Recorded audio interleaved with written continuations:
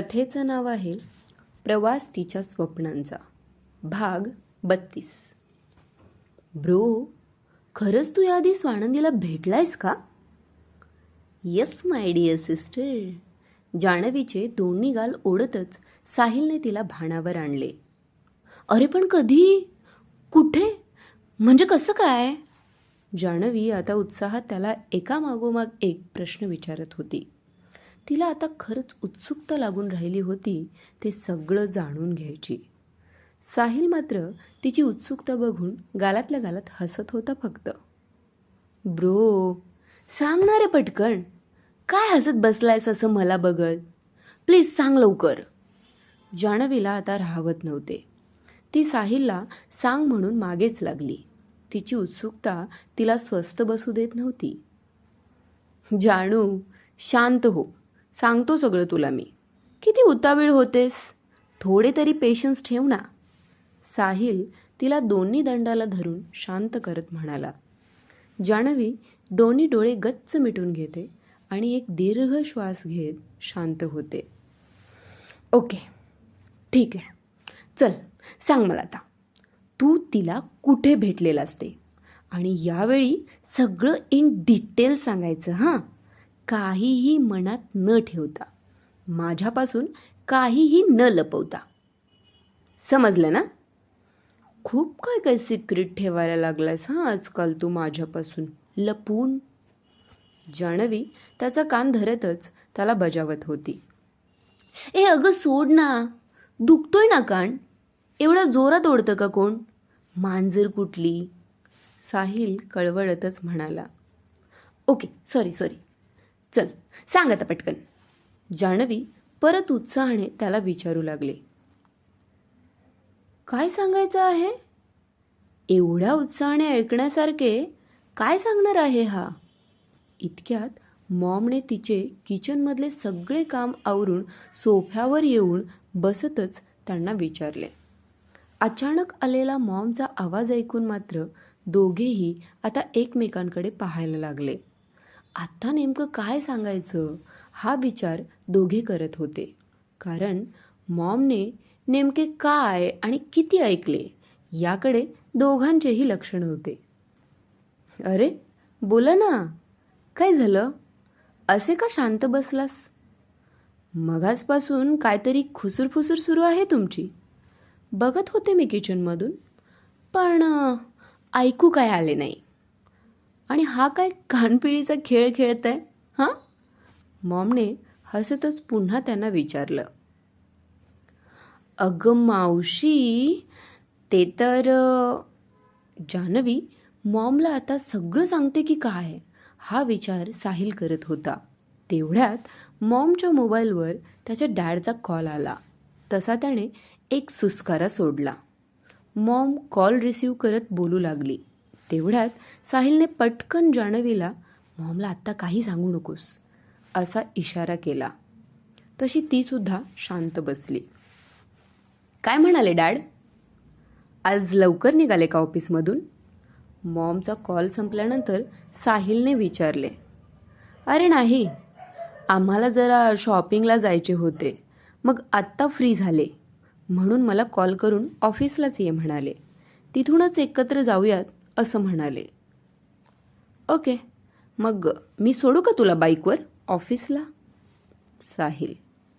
नको, जाते मी, गाडी आहे बाहेर दुसरी. ओके, पण शंभू काकांना घेऊन जा सोबत. तू स्वतः ड्राईव्ह करू नकोस गाडी. ते गाडी घेऊन परतसुद्धा येतील. तुम्ही जा मग डॅडच्या कारने, साहिल काळजीने म्हणाला. त्याच्या अशा काळजी करण्याच्या स्वभावाने कधीकधी मॉमलाही भरून यायचं. त्याच्या डोक्यावरून हात फिरवत त्याला ओके म्हणून मॉम रूममध्ये आवरायला निघून गेली. 10-15 मिनिटात आवरून मॉम निघून गेली. तशी इतका वेळ शांतपणे टी व्ही बघत बसलेल्या जान्हवीची उत्सुकता पुन्हा शिगेला पोहोचली. टी व्ही बंद करतच तिने आपला मोर्चा शेजारी बसलेल्या साहिलकडे वळवला. हां, सांग आता सगळं, ऐकायचं आहे मला सगळं. हो ग, सांगतो. ऐक, तुला आठवतंय का मी 2 वर्षापूर्वी तू आजारी होतीस म्हणून तुला बघायला आलो होतो सांगलीला. अभयही आला होता सोबत, पण तो त्याच्या आत्याकडे थांबला होता. हां, हो आठवलं ना मला. टायफॉईड झाला होता मला तेव्हा. जवळजवळ 15-20 दिवस आजारीच होते मी आणि त्यानंतरही 8-10 दिवस विकणेच होतं खूप, म्हणून घरीच होते मी. मग त्याचं काय? जान्हवीने थोडं आठवत त्याला पुन्हा प्रश्न केला. हां, तेव्हा मी तुला भेटायला आलेलो ना, त्यावेळी स्वानंदीची आणि माझी भेट झाली होती. साहिल पुढे बोलणार त्याआधीच जान्हवी त्याला तोडत मध्येच बोलू लागली. अरे पण मला आठवतंय त्यानुसार तर तू ज्यावेळी 2 दिवस घरी होतास तेव्हा सानू घरी आलीच नव्हती. मग कसं काय शक्य आहे ते? जान्हवीने मध्येच त्याला उलट प्रश्न विचारले. हे बघ, हे असं असतंय तुझं नेहमी. समोरचा काय बोलतो हे ऐकून घ्यायचेच नसते तुला. जा, मी नाही सांगत काहीच. जातो मी. अभय येणार आहे भेटायला मला. साहिल किंचित रागवत तिथून उठून जाऊ लागला. तसे जान्हवीने त्याचा हात धरून त्याला थांबवले. Sorry sorry sorry. बोल तू. आता नाही बोलणार मध्ये. सांग तू सगळं. जान्हवी अगदीच हाताची घडी आणि तोंडावर बोट ठेवून निरागसपणे बसली. तिची ही अशी ॲक्टिंग बघून साहिललाही आता हसायला येत होते, पण त्याने तसे दाखवले नाही. चेहऱ्यावर हलकासा राग दाखवत तो तिला बघत होता. जान्हवीसुद्धा केविलवाने डोळे करत त्यालाच बघत होती. डोळ्यांनीच त्याला प्लीज सांग ना अशी विनंती करत होती.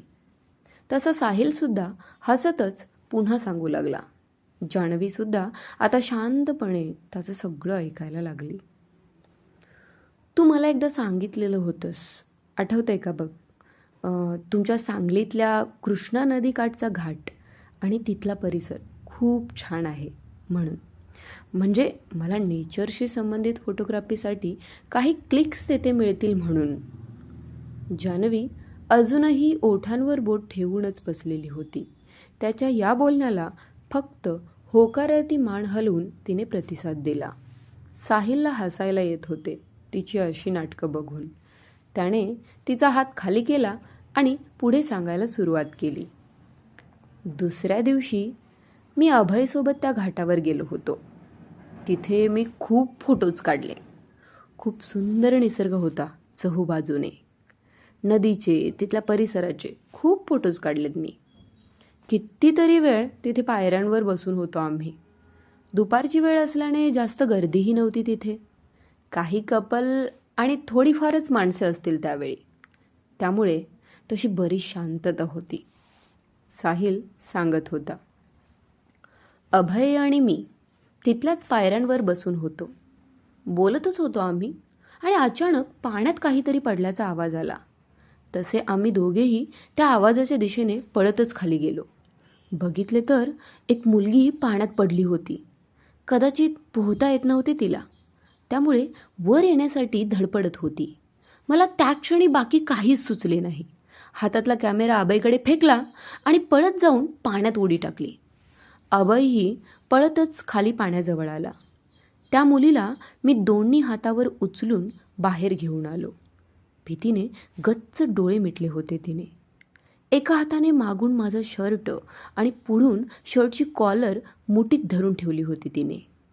पाण्यातून बाहेर येत तिला तिथल्याच एका पायरीवर बसवलं.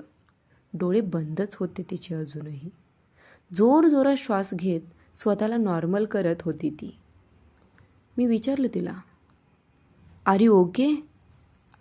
होकारार्थी मान हलवली तिने फक्त, पण डोळे काही उघडले नव्हते अजूनही. तुम्ही पाण्यातून बाहेर आहात आता. You are safe now. Open your eyes. मी पुन्हा तिला सांगितलं. तसं ती काही क्षण शांत झाली आणि तिने तिचे डोळे उघडले क्रमशः.